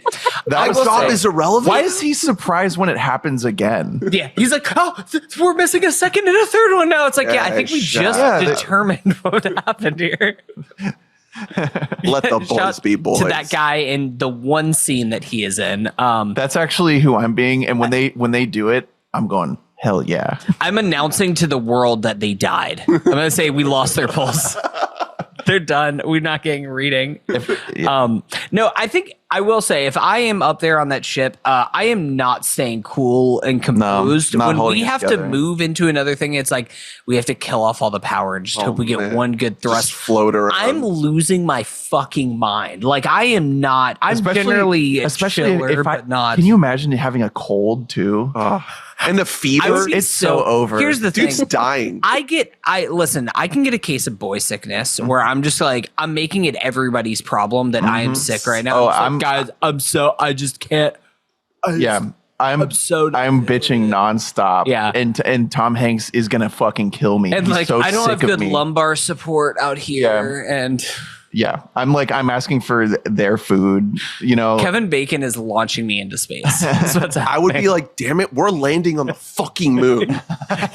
He'd be like, I will die here, but we will be on the Set me down. that would be if Gary Sinise, if Lieutenant Dan went to the moon, he'd be like, leave me here, let me fucking die. Actually, I would be Sinise. You know, you get to stay home. You're a little bummed out that you missed out, but then you're like, you know, I think you're a little bit more than a little bummed out. He's a little bummed out. There's like an alternate reality where he just like fucking offs himself that night, Yeah. like where Or at least never he speaks takes to the them. phone off the rack and like just like chugs, like he's like holding a bottle, walking to another room. It's like, is Gary Sinise gonna be okay right now? I'm glad you brought this up. I clocked this watching the movie. There used to be a time where you could just take your phone off the wall, Man. and turn off the TV, and you were gone. You Like, might as well no be one- dead. If someone came to your home to talk to you, that's the only hope Yeah, of finding out. They anything. just walk into your house. Yeah. Because otherwise, like, dude had no idea that this was happening. He was asleep. I yearn for those days. Yeah. You know? We could all go to it. We could just call Spectrum right now at a landline. Disconnect. Yeah. What's we just next? put we just put pods out, and then that's it. Yeah. That's all we do. Never. Yeah, we need like a one-way transmission. All right. Next is, what are we scoring the Hanksiness of this film? This is 1 through 5. So this is a new era of Hanks. You know, this is adult, like Measured. trustworthy, a little goofy, Yeah. likable. He's getting into dad mode now. Commander, pilot. Yeah, he's a leader, but he's not Ed Harris leader. Yeah. Yeah. I'm leaning like closer to maybe 3, maybe Yeah. 3 and So- a half. So, Mal, for background, this is not about the quality of Hanks. This is just about like the most Tom Hanksiness. Like on the Hanks scale, where does this where hit? it's like what the things like what are the indelible traits that make Tom Hanks Tom Hanks? I do you think this think? is like a 4. Yeah. Because the humbleness, the like sort of everyman quality is what Tom Hanks is. And he doesn't have to be the center of what this film is, but essentially he is Tom Hanks in this part at the end of the day, no matter what. Yeah, I think The charisma Every there. man is a good kind of thing to Yeah, it's put a on there. reliable That's- presence in the yeah. film. and you I feel like you're in safe hands. well Exactly. the way you know is like it's a really great effective scene in the period where he's like fully like disillusioned up there and he's like fuck, like we're screwed. You're like, oh my God, like what's going on? Like Yeah. I feel so cold. And then like he snaps back to it when he realizes there's a bit of a plan, you know, and he's like, boys. Yeah. he puts his getting thumb home. over We're going the home. earth like he did with the moon. Yeah. That's a nice touch. Yeah, I think 4 is a good Yeah. number. Yeah. All right, last category, recaging and re-Robin Couch. Where are Nicolas Cage and Robin Williams in this movie? I don't want You can't lose Paxton or Bacon. I don't trust Cage anywhere near my spaceship. I was gonna say I want Cage in the ship, and I want him like losing his mind. Cage, I mean, I don't want to lose Could Sinise. Cage be Ed He's like- Harris? No, I don't want to lose Harris. I don't want to lose Ed Harris, but I think Cage could do Ed Harris. I wouldn't trust him to get my boys back home. I feel like you could have Cage as just like another one of the 1 million guys. the astronauts that just come over to the party. Could Cage be Neil to- Armstrong? Sure. Or have Cage be like a wacko, crazy space nut at the launch. I will say we didn't talk about it before, but like all of our leads in this movie have to have a believability to them that you look at them and you're like, I trust that guy could be a genius about this one thing. Like they could be a genius. And I believe that about Hanks. I believe that about Bill Paxton. I believe that about Kevin Bacon. I don't think I can say that I believe that for either Nicolas Cage or Robin Williams by looking at them. If I look at them, I'm like, I don't think that they are qualified. Yeah. I mean, Robin would probably be like some kind of, maybe some authority figure that's not part of NASA that comes in to check on the situation. you know, and he's just like, I represent the Lyndon Johnson administration or something like, or maybe he is Lyndon Johnson. Didn't I was he like, play you can't Lyndon be Johnson? Nixon. Just have him phone in. You know, you get a little cameo. You get like a Gary Oldman and Oppenheimer type scene, you know, where they have to talk to the president, and it's Robin Williams. Yeah, he could be that senator who's like, why the fuck are you guys going up there? Right. That guy. He could be Roger Corman. Any thoughts on this category, Mel? You see them anywhere? Yeah, I could see. I don't know if you guys remember the character John, who sort of relays a lot of information back to Kranz. I could see Nicolas Cage doing that performance. The actor Lauren Dean plays him. And Xander Berkeley, who's sort of like the liaison who like talks about the TV broadcast with Mrs. Lovell. That could be Robin Williams. So those are the kind of characters that aren't too heavy in the scenario, where they just need to speak a couple lines and show up in a suit. And it's not the end of the day if they're like a little off kilter to some degree, because they're just relaying information. Yeah. And it'd be fun to have someone recognizable. We have Robin Williams doing Good Morning Vietnam for like people dying in space. There's so many of these like, movies. Good Morning America. that Three astronauts are stranded and fighting for their lives. You could just throw him into any, like so many of these movies, you know. Like in Forrest Gump, you could have a crossover right there. Have Good Morning Vietnam guy in every movie.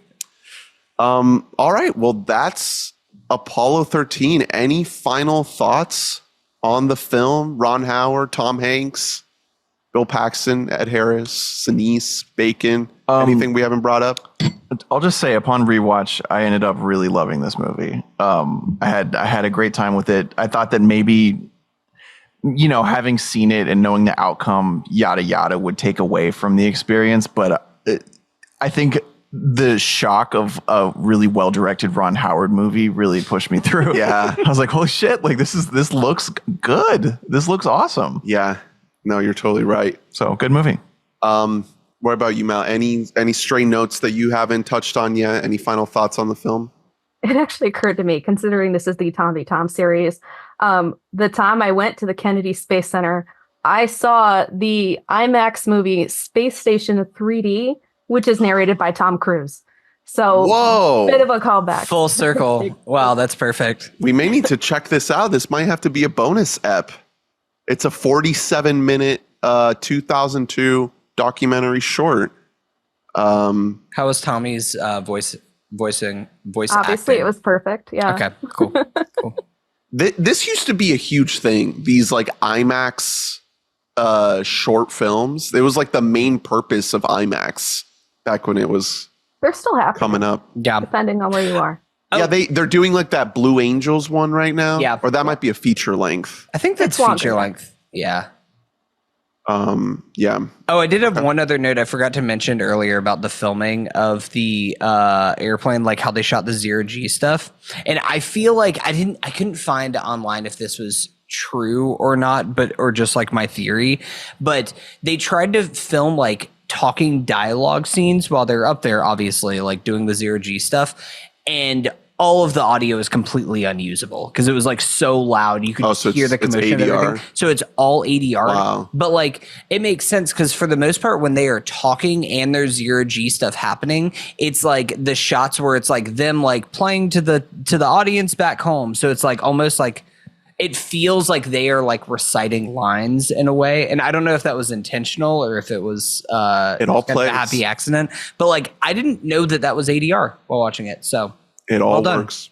Well done. Yeah, I really like the movie. I'm curious to see where it'll fall in the series ranking. We've watched a lot of good movies already, and we got more coming. Yeah, it's just, you know, I'm always a little bit apprehensive towards historical stuff. I think that it's troublesome sometimes to balance, giving a real life story the closeness to the way it actually happened versus actually making a good movie. I think the best version has been Born on the 4th of July. Like, to me, I think that's probably the best movie we've covered on this series, at least in my estimation. And that's a movie that obviously is like very stylized. Oliver Stone like just went off with that movie, but I feel like it captures a good depiction of this guy's life. I don't know if this movie needed to go in that direction and to be that kind of out there with some of its decisions. I think the reason why this movie works is because it doesn't do that. I don't need keeps it a little bit more straight. I don't need Oliver Stone to do it. Exactly. Yeah. Although I would watch the Oliver Stone moon landing. It would be about it like not happening. That would Exactly. be great. I would love that. The Yeah, but what you're conspiracy. talking about is like that like line between like the auteur and the Hollywood side, and this is definitely closer to Hollywood side, even if it doesn't go fully like big bang boom. Yeah, just to mention the other real life story movie we covered is Philadelphia. Yeah. Which I think is also, in the top tier of stuff we talked about. Have you seen these two, Mal? Philadelphia and Born on the 4th? Oh, yeah. Great movies. So good. I wasn't as crazy about Born on the 4th. I love Born on the 4th, but I don't know if that's my favorite of the series. Now I got to pull up. We're about to hit some. The next run. Like this episode officially starts like part 2. Like we are now in the second half, and from here on out, like the late 90s, the second half of the 90s. Holy shit! Yeah, it is about to be heaters, straight heaters. Not that everything we've done so far isn't. Like it's been a really good come up, but now it's like, holy shit, guys! Like we're in for some really, really quality stuff. So thank you so much, Mallory, for coming on. We really appreciate it. Hopefully we'll have you on again soon after Tom v. Tom. It's been a pleasure. Please let the people know where they can find you on the internet, and any parting words, movie recommendations, life affirming advice, anything you want to say before we go. Well, thank you so much for having me on the podcast. You can go to cinema5000.com and find links for how to listen, and then any updates I do. Parting words. I don't know. One thing I didn't bring up, I mean, we briefly touched upon Oscars, and the movie this lost visual effects to is Babe. So whoa, a George Miller film. Another based on a true story. The story of Babe. So I would actually recommend watch Babe, watch Apollo 13, watch them back and forth, figure out who do you think really deserved the Oscar. I mean, The Talking Pig is pretty fucking fantastic. The only 2 nominees. It was between just these 2 movies. You said this is George Miller. This is not. George Miller made Babe Pig in the City. Yeah. This is the original Babe. Chris Noonan. George Miller was he not involved at all? He only comes in for the produced it. sequels. Happy Feet 2. Right. Well, he did Happy Feet 1. So yeah. I want to so say he true. produced Babe. Maybe he wrote it. No, I don't think he wrote it. Okay. I think he has no involvement. I think that he wanted a Hollywood check, so he made Babe Pig just in the Pig in the City. Yeah. Okay. He just needed that pig in the city, and then Yeah, he's just like, that'll fund another Mad Max movie for me. They were like, imagine it's like Home Alone 2, but with a pig. We bring the titular guy into the city. we should mention though, this movie did win Oscars for sound. Yeah, sound is great. Yeah, and editing. Yeah, exactly. Yeah. Well edited. One thing I wanted to say about your podcast, Mallory, is Mallory does something that I wish I could do, which is a solo podcast. That is so difficult. You have a skill that we are crutches of each other. We would be all non-functional if we try to do what you do. So props. It is very impressive. Thank you. It is not easy. How many movies have you gotten through so far? I started the podcast probably around 4,800 on my letterbox. Mm-hmm. And right now I am at 5,511. Nice. We did it. Wow. Yeah. Season 2 goes up to when I hit 6,000, and then I'll be on season 3. Holy shit. It's very impressive every time I fire up one of your episodes, because I just think like, man, if I try to do this, it would not be this good. Yeah. It is a true skill to be able to do that monologue style. So props. But yeah, pleasure having you. Any last thoughts, boys? Are we done? Are we good? Space is cool. We should go back. Okay. Thank Would y'all you guys for- go to space? It would like if Elon made it just like it's more affordable. No, dude. I watched too many episodes of For All Mankind. No, absolutely not. Shit goes wrong I'd go to every space. time. Here's the thing: I would go to space tomorrow. There's so many horrible ways I'd be to like, die. sorry, babe, I'm going to space. Do you want to get crushed? Do you want to suffocate? Do you I want don't to know. blow up? Here's the thing: whenever I die, I want it to be quick. Space feels like a great way for that to happen. You go out, you're going out quick, and that's it. Unless you go out Sandra Bullock styles and you're just floating. And you know what I would do? The movie Sunshine, where they go to the sun and like lose their minds. That would be cool. You just implode. You know, gravity is sort of just Apollo 13 without any of the logistics. But so much more Riz. No math. Yeah, just vibes. Just a ghost telling her what to do. Not to prolong things, but going back to Sunshine, Event Horizon. Have you guys seen that movie? No. Kathleen Quinlan is in that movie, and that is a space disaster movie. Yeah, Sam Neill gets infected by like a space virus, and it's like a portal to hell or something. I know it's insane. Friend of the pod, Dane, is like he's a big Event Horizon guy. Huge Event Horizon guy. I'm gonna make the letterbox list. I'm gonna do a space list, and then I'll do a NASA list. The NASA list will definitely be a lot briefer. Yeah, because there's not a lot there. It's what The Right Stuff, The Martian. This is Ad Astra NASA.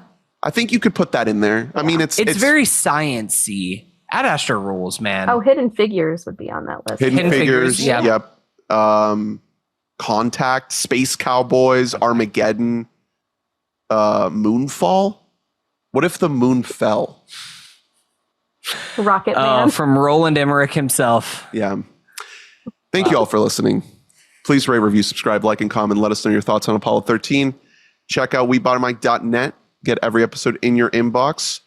Donate at patreon.com/weboughtamic. $5 a month. Support the show. Join the Discord. Next week, Toy Story. Let's go. 1995. Best movies ever made. Big one. Let's go. You a big Toy Story fan, Mel? It's fun. It's fun? Okay. Yeah. Listen, that's kind of closer to where I'm at. Don't. I'm not going to bring down the vibe. I'm not going to bring down the vibe. Don't worry. We'll get there. Yeah, we'll talk about how it's like literally the most important animated movie ever made, but that's okay. No, we'll get to it. And then That's it for next maybe some ketchup, some Furiosa talk. Others. Vroom vroom, car goes fast. Yeah, you're going to do a big If breakdown. Yeah, Garfield. Are you doing a Garfield If double feature? Yeah, that's my plan. Yeah. I have a lot thoughts on Holy that. shit. That's when you blow Who your was it? brains out. Was it you, Ernest, who was talking about the Twitter thing that you saw about you can't tell the difference between If and a Claritin Oh, that was commercial? true, Yeah. And then we were watching TV the other night. And a Claritin commercial came out. I was like, this kind of looks like If. It was like a heartworm commercial. Well, the good brother. news is Apollo 13 was not imaginary. It all happened. It is not John Krasinski's If you believe the liberal media. dark, twisted mind. Now, come on, guys. Thanks again, Mal. We'll see you next time. Bye. Bye. Bye.